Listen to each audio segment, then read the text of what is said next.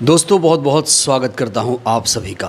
आज supreme court ने राहुल गांधी पर ऐसी टिप्पणी कर दी जिसके बाद BJP IT cell Rahul Gandhi के खिलाफ नैरेटिव चलाने लगा कि राहुल गांधी तो देशद्रोही है, राहुल गांधी तो देशभक्त नहीं है, राहुल गांधी तो चीन का एजेंट है।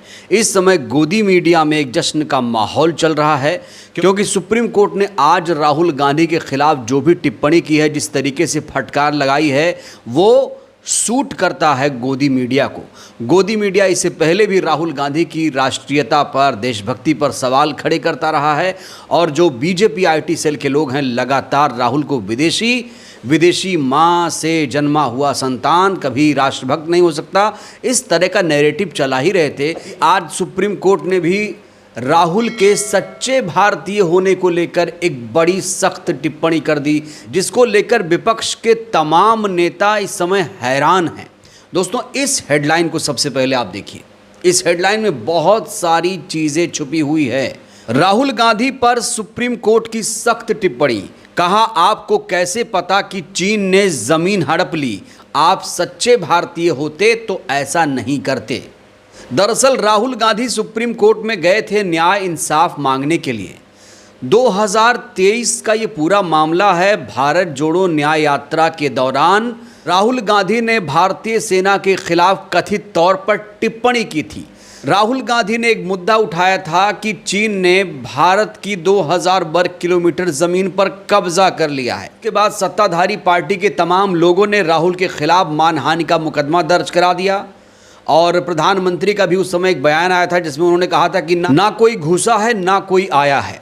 राहुल गांधी जो कि नेता विपक्ष हैं, वो हर मुद्दे पर सवाल पूछ सकते हैं। देश में जो अराजकता का माहौल है उसको लेकर मुद्दा उठा सकते हैं, वो देश में अशांति का मुद्दा उठा सकते हैं, वो देश की सीमाओं की स्थिति के बारे में सरकार से सवाल पूछ सकते हैं। लेकिन आज सुप्रीम कोर्ट ने जो कुछ टिप्पणी की, जिस तरीके से आज सुप्रीम कोर्ट ने एक सीमा रेखा तय करने की कोशिश की, उसको लेकर अभिव्यक्ति की स्वतंत्रता के मुद्दे पर भी इस समय बहस तेज हो गई है। तो चलिए आपको विस्तार से बताते हैं सुप्रीम कोर्ट में आज क्या कुछ हुआ और जो राहुल गांधी के वकील अभिषेक मनु सिंघवी हैं, उन्होंने किस तरीके से इस पूरे मामले में अपनी दलीलें रखी। राहुल गांधी की याचिका सुनने के लिए एक बेंच बनाई गई थी। इस बेंच में जस्टिस दीपांकर दत्ता और जस्टिस एजी मसीह थे। 2 जजों की बेंच इस पूरे मामले की सुनवाई कर रही थी। इसके बाद 3 अहम टिप्पणियां जो राहुल गांधी के खिलाफ सुप्रीम कोर्ट ने की हैं। पहली टिप्पणी ये थी कि आपको कैसे पता चला कि चीन ने भारत की 2000 वर्ग किलोमीटर पर कब्जा किया? ये सवाल राहुल गांधी से सुप्रीम कोर्ट ने पूछा। अब बड़ा सवाल ये है कि राहुल गांधी को ये कैसे पता चला। तो दोस्तों, मैं आपको बता दूं कि 2000 वर्ग किलोमीटर ज़मीन की जहाँ तक बात है, इसको लेकर अगर आप गूगल पे जाइए, सर्च करिए, तो तमाम टीवी चैनलों ने इसको लेकर अलग अलग रिपोर्ट जारी की है। और कोई भी नेता कोई मुद्दा कैसे उठाता है, जब वो मीडिया में प्रकाशित होता है, तो मीडिया में ये मुद्दा पहले से ही हाईलाइटेड था कि चीन ने हमारी ज़मीन पर कब्जा किया हुआ है। इसी को लेकर राहुल गांधी लगातार मोदी सरकार से सवाल पूछ रहे थे, लेकिन मोदी सरकार ने इस सवाल का कभी भी जवाब नहीं दिया, कभी भी जवाब नहीं दिया। प्रधानमंत्री तो अभी तक भी चीन और अमेरिका का नाम तक नहीं ले रहे हैं। अमेरिका ने 25% का टैरिफ लगा दिया है, तब भी प्रधानमंत्री ने अभी तक चीन और अमेरिका का अपने मुंह से नाम तक नहीं लिया है। और जब भी राहुल गांधी चीन के मुद्दे पर सवाल पूछते हैं कि वो हमारे अंदर घुस आया है और ज़मीनों को हड़प रहा है, लेकिन इसको लेकर ये सरकार कोई भी जवाब नहीं दे रही है। कायदे से तो आज सुप्रीम कोर्ट को इस सरकार को फटकारना चाहिए था, इस सरकार को कड़ी फटकार लगानी चाहिए थी, इस सरकार की जवाबदेही आज सुप्रीम कोर्ट को तय करनी चाहिए थी। सुप्रीम कोर्ट ने जो दूसरी बड़ी टिप्पणी राहुल गांधी पर की, वो ये कि अगर आप सच्चे भारतीय होते तो ऐसा नहीं कहते। बड़ा सवाल, सच्चे भारतीय होने का क्या मतलब है? क्या सच्चे भारतीय होने का यही मतलब है कि कोई हमारी ज़मीन पर कब्जा करे और हम सवाल भी ना पूछें?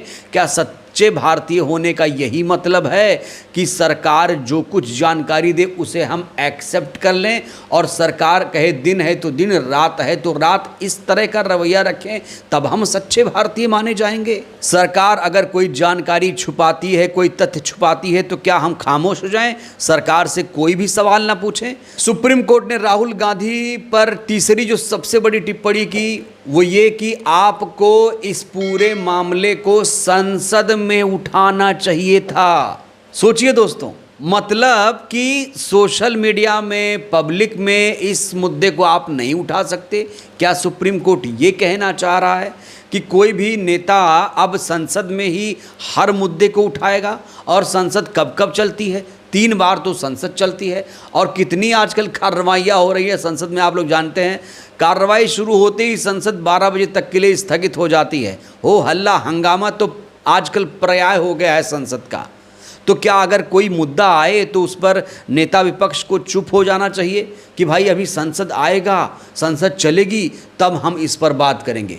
क्या सुप्रीम कोर्ट ये कहना चाह रहा है? सुप्रीम कोर्ट की ये जो टिप्पणी है दोस्तों, इसको लेकर हर कोई हैरानी जता रहा है, और विपक्ष के तमाम नेता ये कह रहे हैं कि सुप्रीम कोर्ट से जो उम्मीद थी वो सुप्रीम कोर्ट ने उम्मीद आज तोड़ दी। बड़ी उम्मीदों के साथ राहुल गांधी इस पूरे मामले को लेकर सुप्रीम कोर्ट गए थे कि सुप्रीम कोर्ट उन्हें न्याय देगा। हालांकि फौरी तौर पर सुप्रीम कोर्ट ने राहुल गांधी को राहत दी है, लेकिन ये जो टिप्पणी की है उससे कहीं ना कहीं बीजेपी आईटी सेल, सरकार और चाटुकार मीडिया को राहुल गांधी को चीनी एजेंट कहने का एक मौका मिल गया है। अब मैं आपको बताता हूं कि अभिषेक मनु सिंघवी जो कि राहुल गांधी की तरफ से पेश हुए थे, उन्होंने क्या दलीलें दी हैं। उनकी पहली दलील ये थी कि अगर कोई विपक्षी नेता मुद्दे नहीं उठा सकता तो ये दुर्भाग्यपूर्ण है।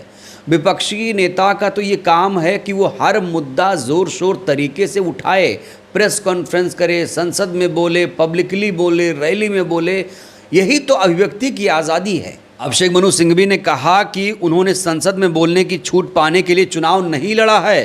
अनुच्छेद 19A राहुल गांधी को सवाल पूछने की इजाज़त देता है। ये 2 महत्वपूर्ण दलीलें अभिषेक मनु सिंघवी ने दी है। राहुल गांधी की ये वकील हैं, राहुल गांधी के बहुत खास वकील हैं।